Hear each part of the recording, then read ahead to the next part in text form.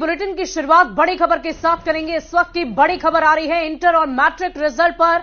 बड़ी खबर आपको बता दें, मार्च में आ सकता है इंटर का रिजल्ट, अप्रैल में आ सकता है मैट्रिक का रिजल्ट। शिक्षक क्षमता 3 परीक्षा की भी घोषणा कर दी गई है। 22 फरवरी से 12 मार्च तक आवेदन, मई महीने में सक्षमता परीक्षा आयोजित की जा सकती है। इस वक्त की बड़ी खबर आपको बता रहे हैं और जो भी अभ्यर्थी परीक्षा दे रहे हैं उनके लिए ये बड़ी खबर है कि मार्च में उनके रिजल्ट की घोषणा की जा सकती है। और इसी बीच इस पूरी खबर की अधिक जानकारी के साथ न्यूज 18 संवाददाता पटना से रजनीश कुमार फोन लाइन पर जुड़ गए। रजनीश, क्या कुछ जानकारी है उन अभ्यर्थियों के लिए, साथ ही साथ शिक्षकों के लिए, जो शिक्षक अभ्यर्थी हैं, सक्षमता 3 की परीक्षा भी ली जाएगी? हाँ बिल्कुल, देखिए बिहार विद्यालय परीक्षा समिति के चेयरमैन आनंद किशोर ने बड़ी घोषणा कर दी है और सबसे पहली घोषणा है कि अब बिहार में सक्षमता 3 की परीक्षा आयोजित की जाएगी, यानी सक्षमता 1 और 2 में सफलता मिलने के बाद अब 3 की परीक्षा ली जाएगी। और जिसको लेकर कहा जा रहा है कि मई महीने में जो परीक्षा है वो हो सकती है। हालांकि फॉर्म भरने की तिथि है उसका ऐलान कर दिया गया है। दूसरी बड़ी बात यह है कि जो इंटर परीक्षा जो खत्म हुई है उसका परिणाम अब मार्च के अंतिम सप्ताह में आ सकता है, जिसकी तैयारी जोर शोर से चल रही है।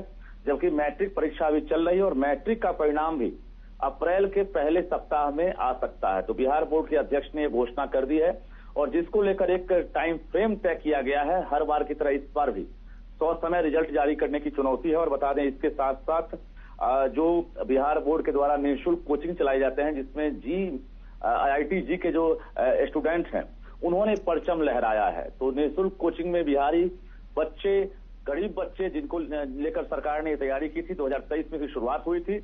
और 61 ऐसे बच्चे हैं जो कट ऑफ से ज्यादा मार्क्स लाए हैं और उनकी सूची भी बिहार बोर्ड ने जारी की है। तो कुल मिलाकर सक्षमता 3 की परीक्षा होगी। इसके साथ साथ मैट्रिक और इंटर का जो रिजल्ट है वो भी अब ज्यादा वक्त नहीं है, उसको लेकर भी तारीख का लगभग ऐलान जल्द किया जाएगा। जी वाकई रजनीश, अगर देखें तो पिछले कई दफा से लगातार बिहार बोर्ड की तरफ से यह रिकॉर्ड कायम किया जा रहा है कि सबसे पहले परीक्षा के रिजल्ट की घोषणा की जाती है। क्या इस बाबत भी कोई नई तैयारी इस बार भी ऐसी रखी गई है?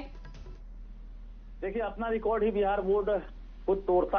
देश का पहला बोर्ड है बिहार बोर्ड, जो देश में सबसे पहले परीक्षा लेने के साथ साथ मूल्यांकन करने और जो रिजल्ट है उसमें उसे जारी करने में हर बार टॉप करता है। और इस बार भी एक टारगेट रखा गया है कि जो खासकर मैट्रिक हो या इंटर की परीक्षा है वो समय पर हो जाए। और इसको लेकर सभी अधिकारियों को निर्देश दिया गया है और सभी जगह से मूल्यांकन का काम भी लगभग तेजी से चल रहा है। तो बता दें, बिहार बोर्ड का जो इतिहास रहा है 2016 से पहले और 16 के बाद, तो काफी कुछ बदला है। अब जो परीक्षा ली जा रही है उसमें भी अब कदाचार के आरोप में जो भी परीक्षार्थी होते हैं उन्हें निष्कासित किया जाता है। इसके साथ साथ किसी प्रकार की गड़बड़ी होती है तो कार्रवाई होती है। लेकिन जो इतिहास रहा, हमने कहा कि रिजल्ट को लेकर सवाल उठता था, टॉपर्स घोटाला इसी बिहार में हुआ था। लेकिन अब वो पिछले 1 दशक पहले की बात हो गई और वर्तमान और इतिहास दोनों में काफी फर्क है और निश्चित रूप से बिहार के लिए गौरव की बात है। जी चलिए, बहुत बहुत शुक्रिया रजनीश हमारे साथ जुड़ने के लिए, तमाम जानकारी के लिए। तो आपको बता दें कि ये बोर्ड की परीक्षा का रिजल्ट जल्द ही घोषित किया जाएगा। बता दें कि इस वक्त सभी परीक्षार्थी परीक्षा केंद्रों पर पहुंचकर परीक्षा लगातार दे रहे हैं विषयवार तरीके से। और इसी बीच रिजल्ट को लेकर घोषणा कर दी गई है। अब देखिए, दिल्ली के नए मुख्यमंत्री के तौर पर रेखा गुप्ता ने शपथ ली है। उन्होंने रामलीला मैदान में हुए शपथ ग्रहण समारोह में शपथ ली। उपराज्यपाल विनय कुमार सक्सेना ने रेखा गुप्ता को सीएम पद की शपथ दिलाई है और इसी के साथ दिल्ली की नई सरकार का गठन हो गया। शपथ ग्रहण के दौरान पीएम मोदी, गृह मंत्री अमित शाह के साथ साथ कई और मंत्री मौजूद रहे। रेखा गुप्ता के दिल्ली की नई सीएम बनते ही उनकी सुरक्षा सख्त कर दी गई है। दिल्ली की मुख्यमंत्री रेखा गुप्ता को जेड कैटेगरी की सुरक्षा दी गई। गृह मंत्रालय के आदेश पर दिल्ली पुलिस ने रेखा गुप्ता को इस जेड कैटेगरी की सुरक्षा दी है।